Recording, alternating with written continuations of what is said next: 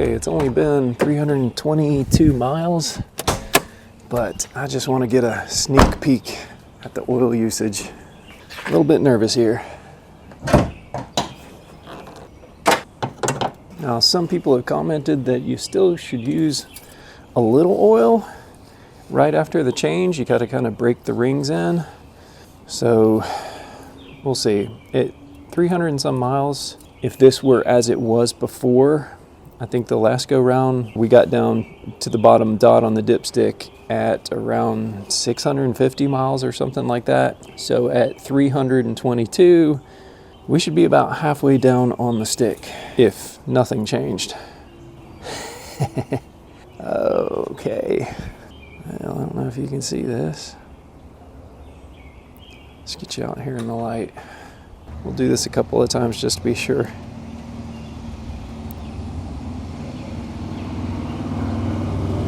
So on this side, it's above the dot, but on this side, it looks right at the dot. Let's do the napkin test.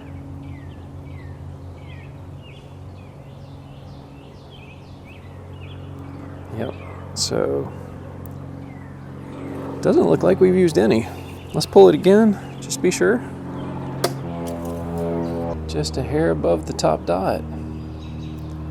And on the bottom side where they're raised up, where the bumps are raised up, it's like right at the top dot. Well, that's positive. Hadn't been smoking anymore since the first day. My wife's been driving it a lot. It just sounds kind of like a Volkswagen.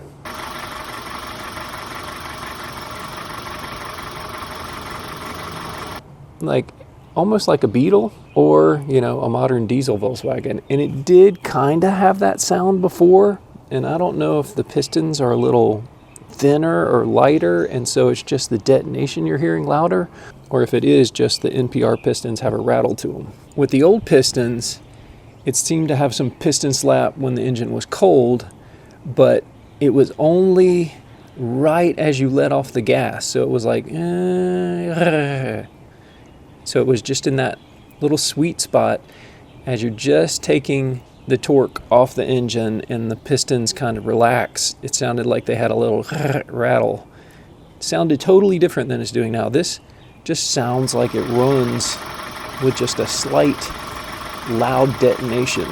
Not straight up diesel, but just kind of like a diesel.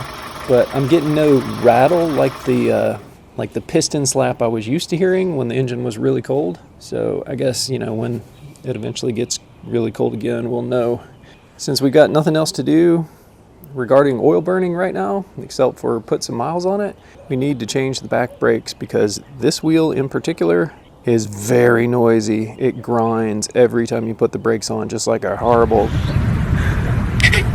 So, let's see if we can do that today. I bought some new drums and shoes. It's been a while since I've done drums and shoes, so we'll see how this goes.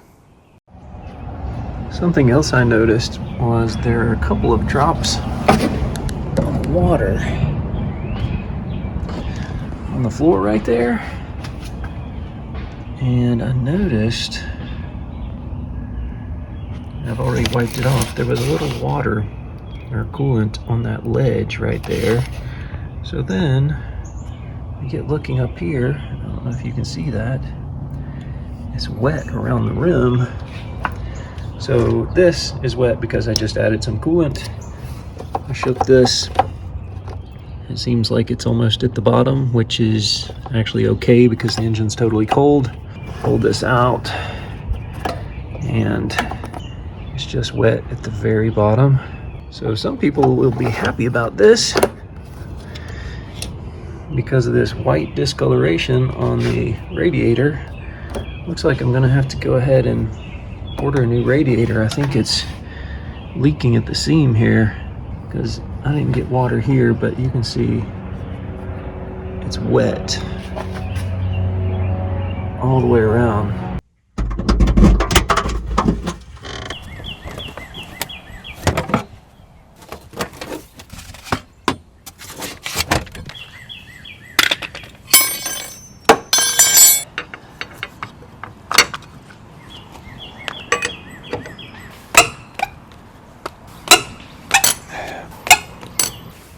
Make sure you always wear either sandals or flip-flops.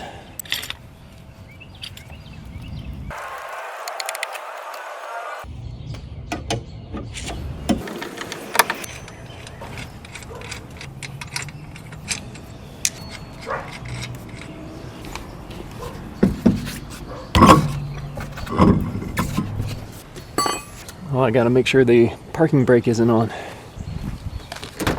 And it is. Got it in gear. Seems to be a decent spot.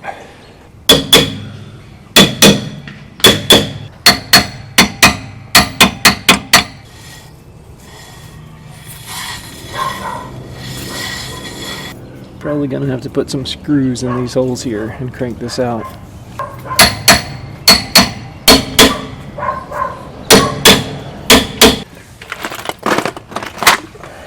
I can find something that fits.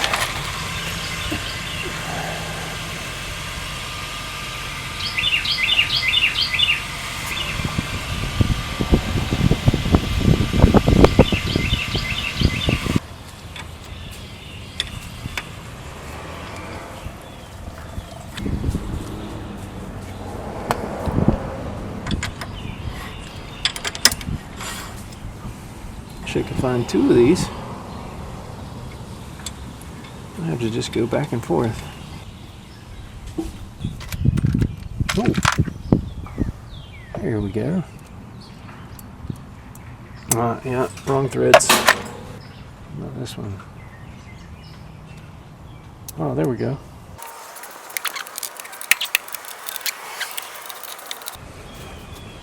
Should be coming off by now. The brakes are hung up, but I was spinning around. So what is going on?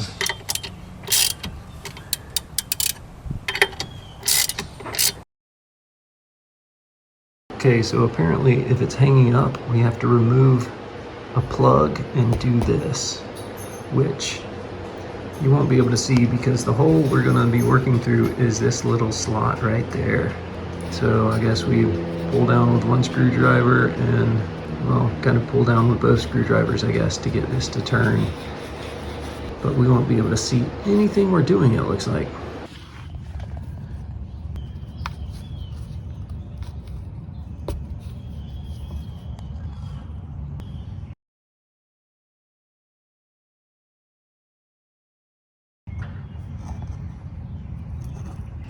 I have no idea how I'm supposed to move that.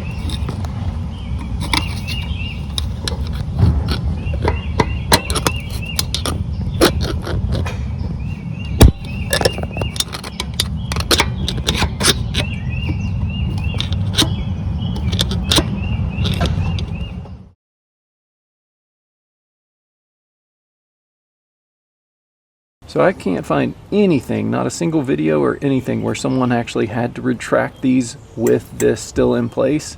They show you how to do it after the fact, but I haven't found anything that shows them actually doing it with the drum still on. They all just, you know, put some bolts in here and crank it off every single time. I think my shoes are worn into a deep groove in the middle of these drums, and that's what it's hanging on, is they're trapped in a rut. I'm tempted to just manhandle these off, but I don't want to break anything. I just don't know what to do. I can't see what I'm doing back here. Okay, I found another bolt. So this is a M8 1.25 by 20.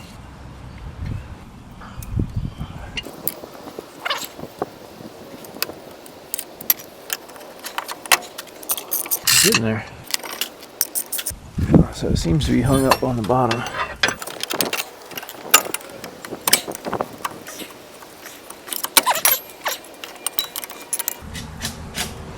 I don't know. Things are coming apart. Yeah, looks like I'm pulling the shoes out with it. The shoe on this side is stuck. This one's loose. Okay, now that's not good. Parts are starting to fall out and brake fluid is leaking. I'm just gonna go get some giant screws, since obviously I've already damaged something in here. Get a much longer version of this and just crank this all the way off, and whatever breaks, I guess I'll have to replace.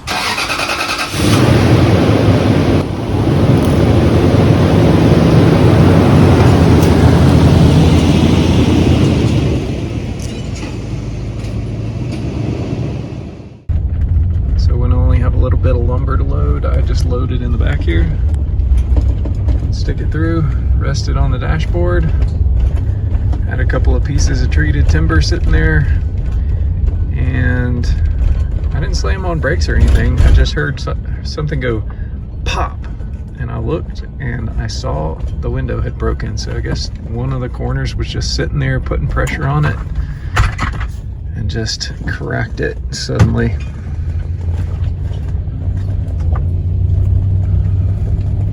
Mimosa, one of my favorite smells.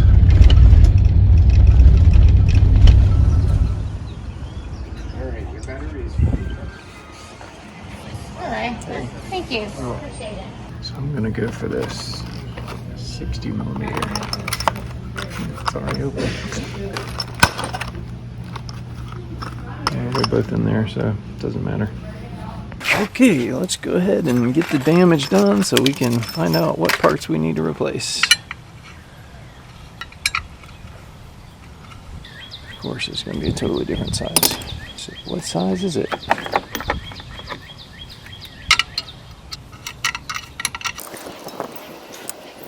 Yeah, the whole caliper's in there sideways. Spring fell out. They're just locked in there good.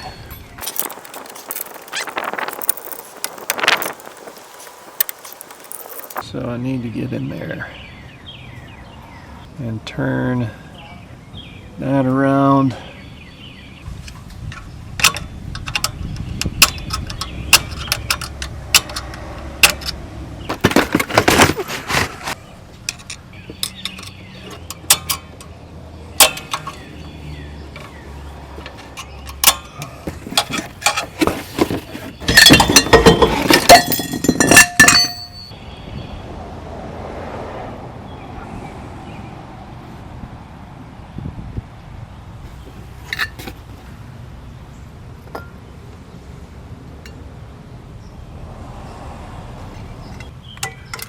That.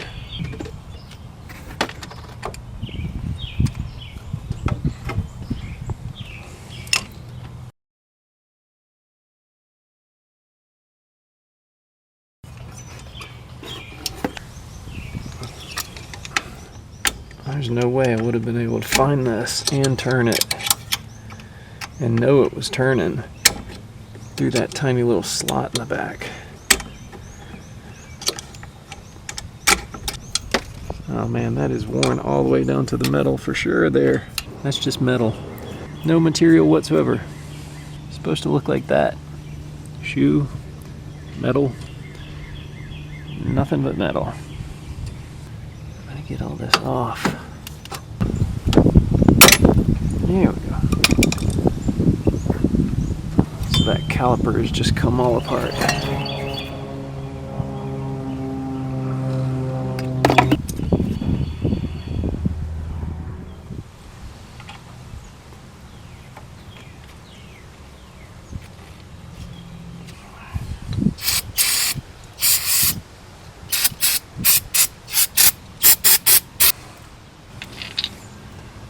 Brake grease.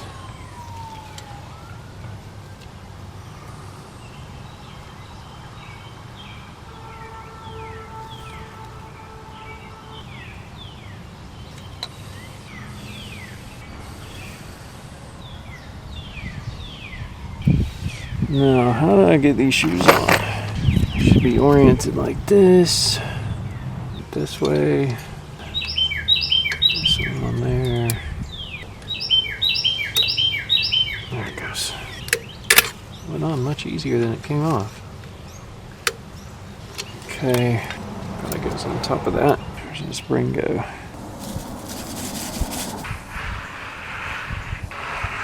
We'll rotate these tires while I'm at it.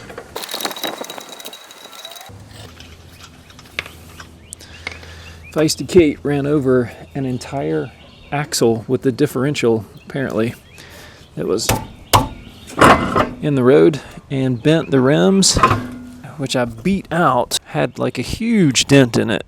One of them did. But I'm not sure it's totally corrected yet. Wow, that's quite a gouge there. I got this up. Let's see. There's any play in this side. This tie rod seems okay.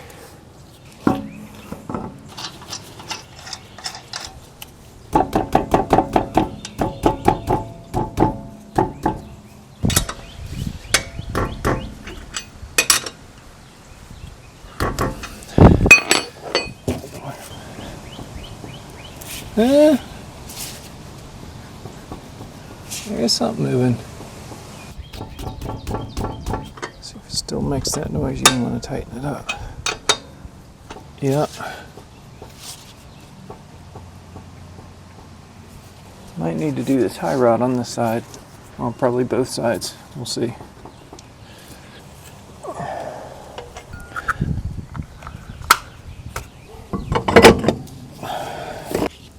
Really need to bleed this brake a little, but that might be easier to do on ramps.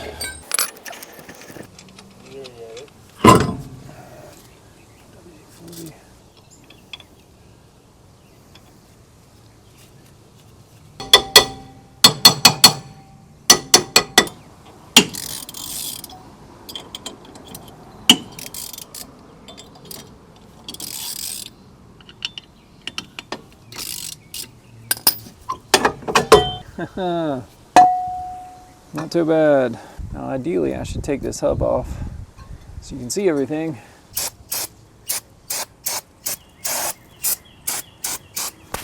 So on this one you can see everything a little bit more clearly. Spring hooked here, long side of the spring. Adjuster, little clip that we have to take off.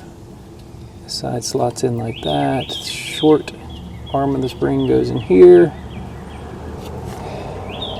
This tiny spring hooks through that right there and back here on the back of that shoe. And then there's a spring at the bottom. And then these make little bagel sandwiches with the springs.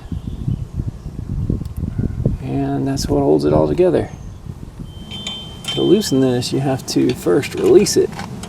There's actually a couple of ways you can release the thing. So, see that little arm back there? You can just push it away while you uncrank it. Or you can take this and you can push it that way while you uncrank it. So, what I'm going to do is just push it away. So I'm going to go in there, push away so it's not locking those teeth, and then I'm going to uncrank that. So you'll just see me uncranking it from the other angle. Got a little cleaner.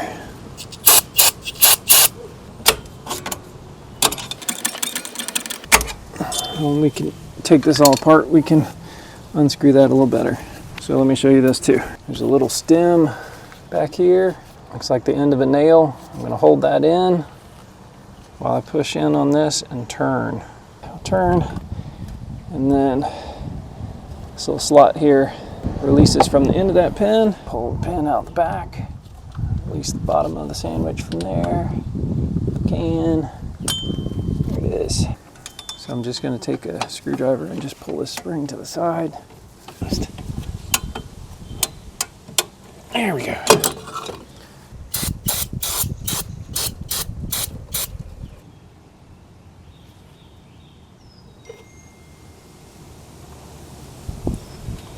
Take this spring off of this, put it on this one. Take this little spring off.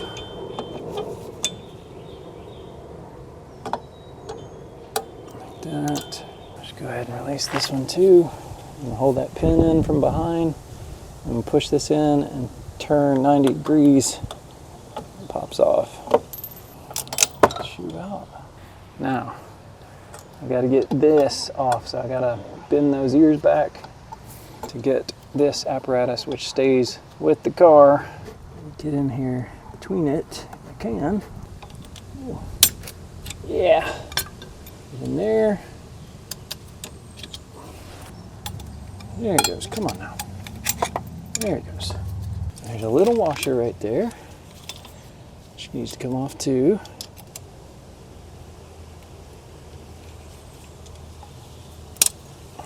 There it is.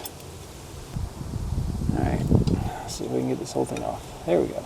Put the new brake on. Big hole at the top, little hole at the bottom. Put that on. A little washer on. Come on. And then a little clip. I'm gonna try to squeeze it on.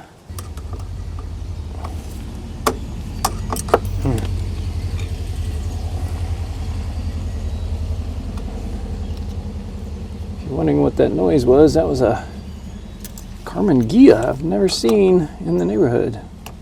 Like, look like fully restored convertible. There it goes. Now, give it a little pinch. So get it on there all the way. There we go. That's back on. Now this little pin has to go through the slot on this little apparatus and through the brake. And I need to keep this down. Oh, I forgot to lube this side. Wipe the old grease and grit off. Put a little of our Seal Glide. Boom. Boom. Now, do this again. Through there. It's hanging up on something. Oh, that's behind there. Okay, there we go. Alright, that lined up.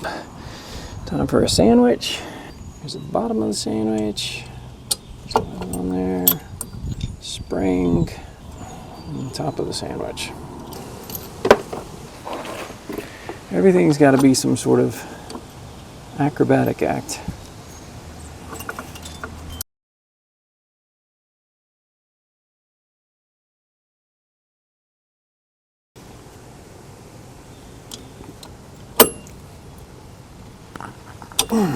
Yes. That one on. See if we can get the other one on. There we go. Knock this spring on. On there. There we go. That pin through there. Part of the donut on there.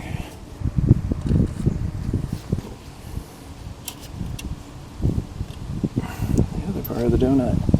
Have to make sure we line it up. Oh, wrong way. Line it up with the hole. Come on, where are you? There it is. And turn. Turn, yes. Alright. Now, that goes up there. And we're gonna crank this thing all the way in. I don't know which end's better to put in first. This side goes like this, and it has a little key that slots into a hole back here. So I'm going to move this a little bit. So let's see if we can do this in this hole right here.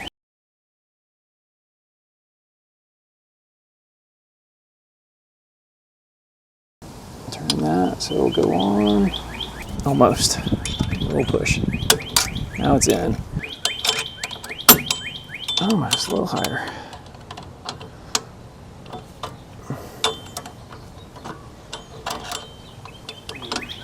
There we go. So now we have this last little spring. This little piece right here has two holes in it.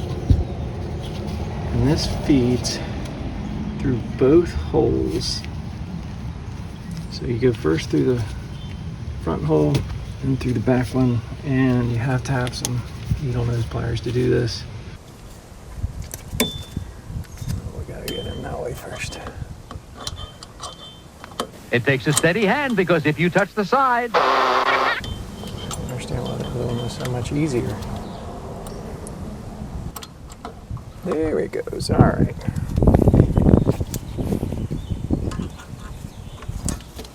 And hook it. Make sure everything's lined up. Moving okay. All right, we'll just spray it off. Put the wheels back on. Oh.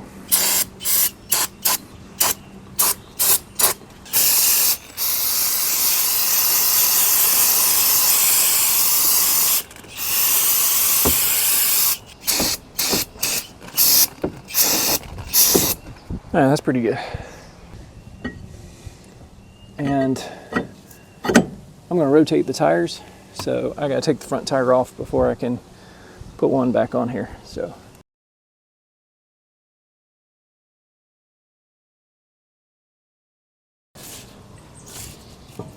hear that? See that moving? Okay, it's definitely moving on the outer part of the tie rod. Inner is moving, I think, just a hair, but not as bad as the outer. That's a lot. So this is the problem side over here. So I have to do the driver's side tie rod for sure. We'll start with that, see how it goes. Probably end up doing both of them.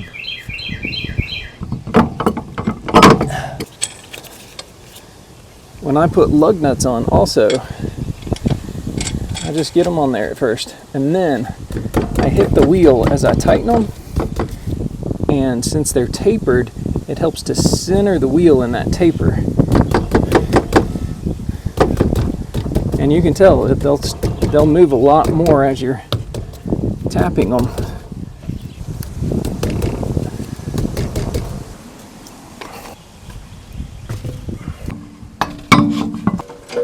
This hydraulic jack is like 30 years old. It doesn't hold very well, so I never go under the car when I'm using it. I only use it and then put some jack stands. So you see, if this was like not lined up perfectly, as I tighten them, oh look at that, see? And hit it, and they'll turn a lot more as they settle into the exact right spot they're supposed to be in.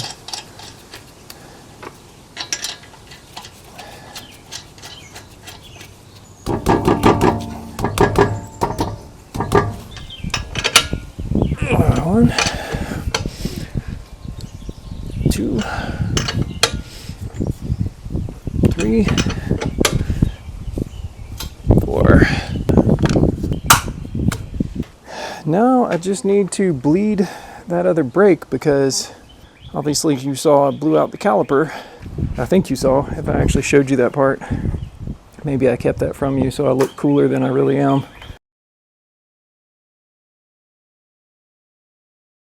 So you can see on this brake, it's more pretty smooth. There's a little score in the middle of it. And here's the brake that was making noise. Look at that. This was the one with the totally missing pad. That's where the scrubbing comes from. Also, calipers almost always wear unevenly. So front of the car is this way, super thin on the front, kind of thick on the back.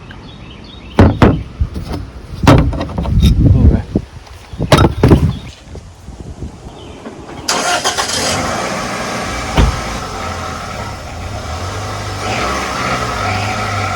Well, it would be a good idea if I remove the chop box.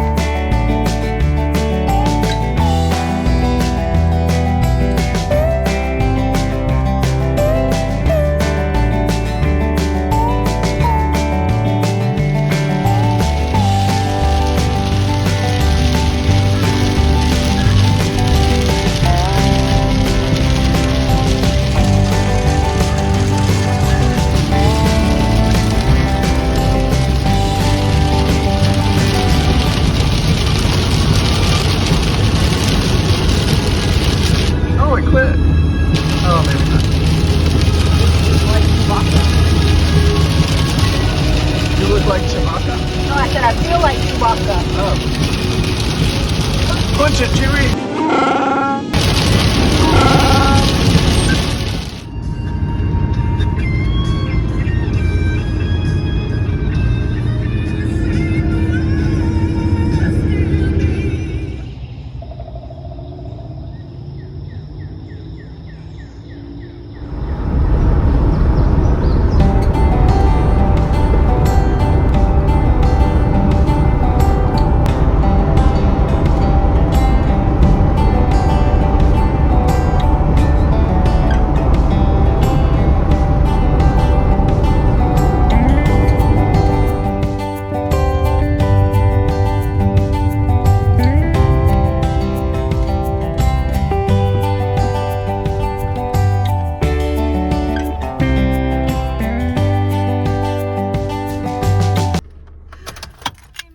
Oh, maybe I should show you first how the emergency brake works. So, pull it all the way up, topped out, take it out of gear. Parking brake, I should have said, instead of emergency brake.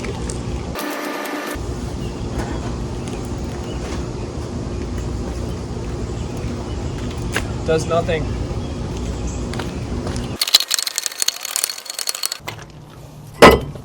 Pull the tire. This is all pretty obvious stuff, right? Pull this drum. In my book, it shows something totally different. And it shows the adjustment being made on the bottom with a nut down here, which this setup does not have. The parking brake cable comes in through the back. You can see it running through here.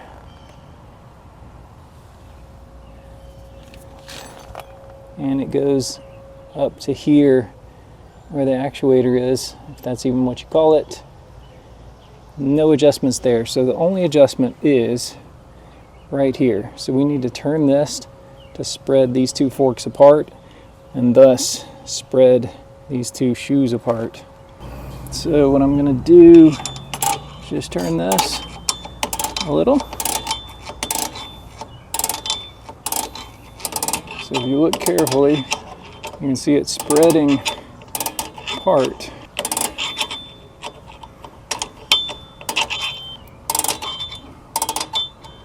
Before I go too far, I need to start putting the drum on just to make sure we're not going too far. As long as we can get the drum on and turn it, we have plenty of room to work with. I just don't know how far it can unscrew. I don't want to unscrew it all the way.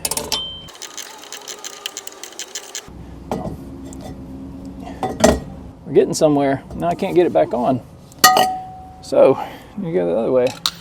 So I'm going to push that back at the same time I rotate this downward. Downward? Which way were we going to begin with? Yeah, I think we go downward. Yep. So we're screwing it back in.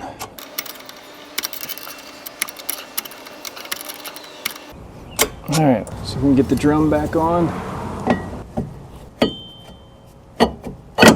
Oh, yeah. Yes, we can, but it's a little tight. Just a little. Loosen it a little bit more.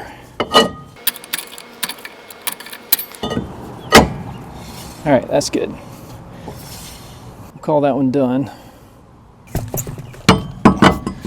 Boy, this has gone down a lot already.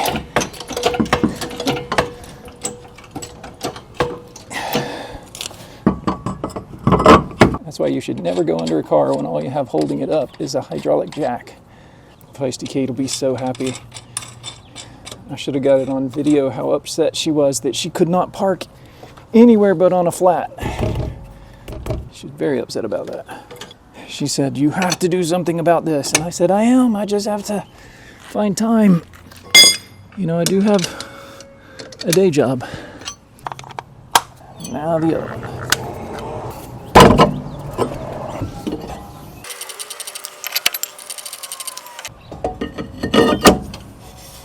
I like it.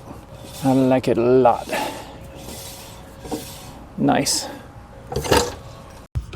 Alright, Out of gear, pull the brake. Let's see if we can push it.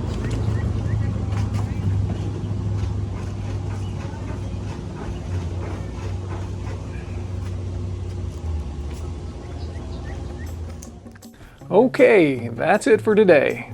Next time we'll be doing the 500-mile break-in oil change and probably a few other things. We'll see what I can get edited. As always, thank you for watching. Please comment below, and I hope to see y'all in the next one.